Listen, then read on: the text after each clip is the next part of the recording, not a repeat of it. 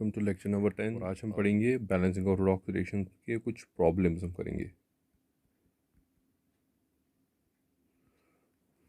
तो हमने ऑलरेडी पढ़ा हुआ है balancing of redox reaction using the oxidation number method and the ion electron method. तो आज हम कुछ प्रॉब्लम्स करते हैं उन्हीं दो मेथड्स पर, कुछ और रिएक्शंस लेते हैं, उनको बैलेंस करते हैं। तो यहाँ पर एक redox रिएक्शन है, इस redox रिएक्शन को हम बैलेंस करेंगे first using the oxidation number method. तो ऑक्सीडेशन नंबर में जैसे कि आप लोगों को पता ही है कि पहले हम आइडेंटिफाई करते हैं oxidation and reduction half reaction by first writing the oxidation number of the each स्पीसी। तो यहाँ मैंने ऑलरेडी ऑक्सीडेशन नंबर लिखा हुआ है, तो हम सिर्फ यहाँ आइडेंटिफाई करते हैं कहाँ ऑक्सीडेशन और कहाँ रिडक्शन हुई है। तो अगर हम आयोडीन की बात करें, आयोडीन +5 से -1 में चेंज हुआ है, तो यहाँ डिक्रीज़ हुई है oxidation state, so this is reduction. And chromium की बात अगर करें, क्रोमियम +3 से +6 में चेंज हुआ है, सो दिस इज़ ऑक्सीडेशन। तो reduction and oxidation half reactions identify हुए। उसके बाद हमें ऑक्सीडेशन नंबर मेथड में हमें क्या करना होता है, हमें इंक्रीज़ इन ऑक्सीडेशन नंबर और decrease in oxidation number measure करना होता है।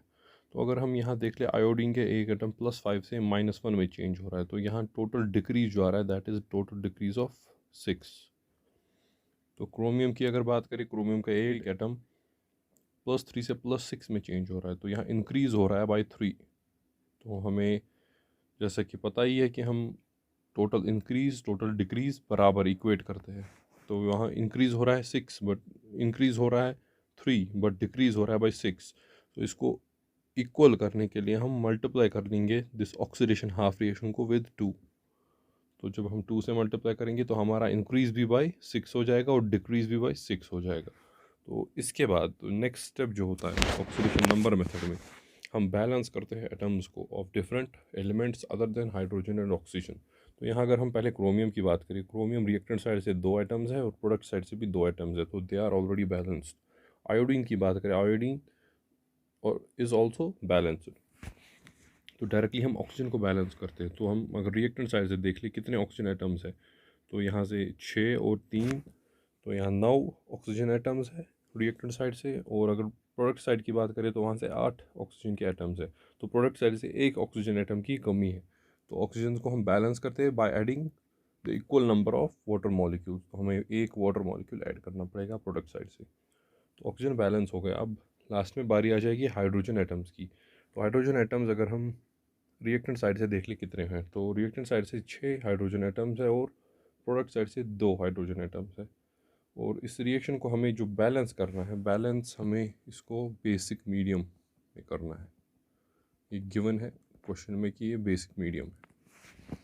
तो बेसिक मीडियम में हमें पता ही है बैलेंस कैसे करते हैं। हम ऐड करते हैं equal number of water molecules, जितने हाइड्रोजन एटम्स की कमी हो उतने ही वाटर मॉलिक्यूल्स ऐड करते हैं उस साइड से जो साइड डेफिशिएंट हो ऑफ हाइड्रोजन एटम्स, और उसके अपोजिट साइड में equal number of hydroxide ions add करते हैं। तो हाइड्रोजन एटम्स की अगर बात करें, हाइड्रोजन एटम रिएक्टेंट साइड से 6 है और प्रोडक्ट साइड से 2 ही है। तो प्रोडक्ट साइड से 4 हाइड्रोजन एटम्स की कमी है, तो हम 4 वाटर मॉलिक्यूल्स ऐड कर लेंगे प्रोडक्ट साइड से, और equal number of hydroxide ions reactant side से ऐड करेंगे। तो फाइनली हमें ये बैलेंस्ड रिएक्शन मिल गई, तो जिसमें टोटल चार्ज भी और डिफरेंट एटम्स भी बैलेंस्ड है। नेक्स्ट एग्जांपल देखते हैं balancing of oxidation by the same method, oxidation number method. तो यहाँ पर भी ऑलरेडी ऑक्सीडेशन नंबर तो लिखा हुआ ही है। तो आइडेंटिफाई करेंगे ऑक्सीडेशन और रिडक्शन हाफ रिएक्शन को। आयोडीन की बात करें, आयोडीन 0 से +5 में हो गया, so this is increase in oxidation number, this is oxidation half reaction. और नाइट्रोजन की बात करें, नाइट्रोजन +5 से +4, so this is reduction half reaction.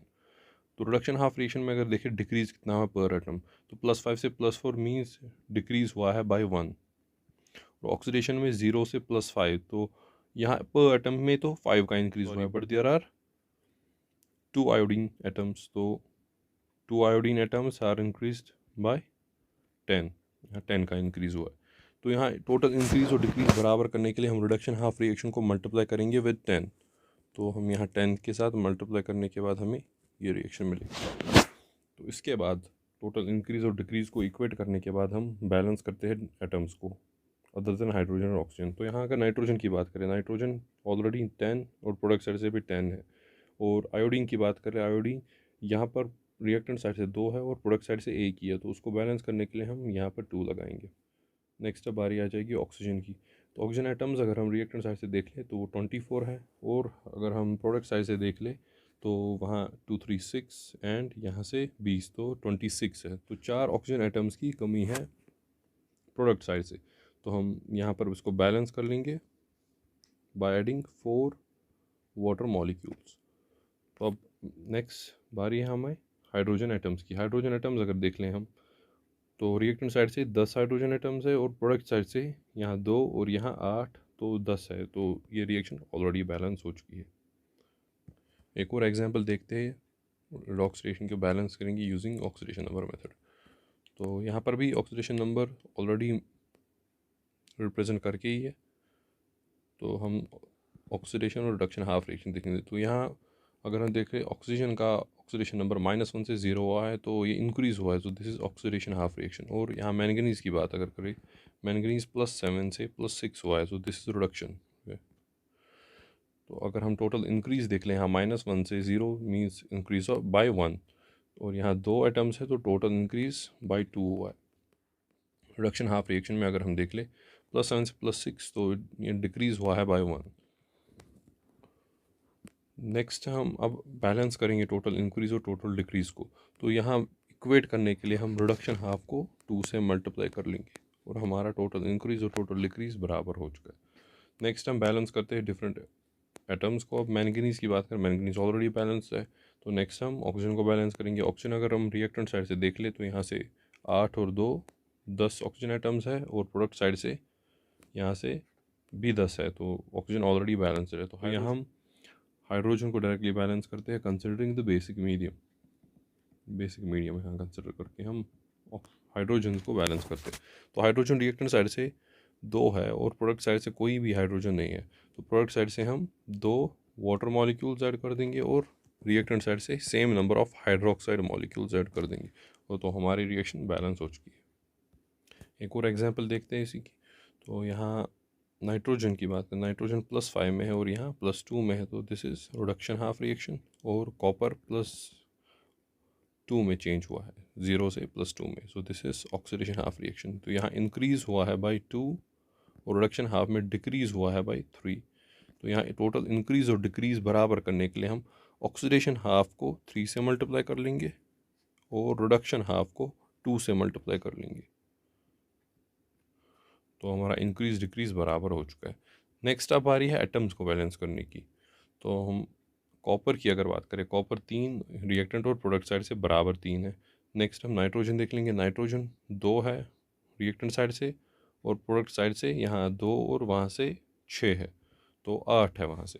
तो यहाँ से भी हमें 8 करने के लिए हम यहाँ इसको मिटाकर 8 यहाँ पर लगा देते हैं, तो नाइट्रोजन भी हमारा बैलेंस हो चुका है। नेक्स्ट हम ऑक्सीजन को बैलेंस कर लेंगे।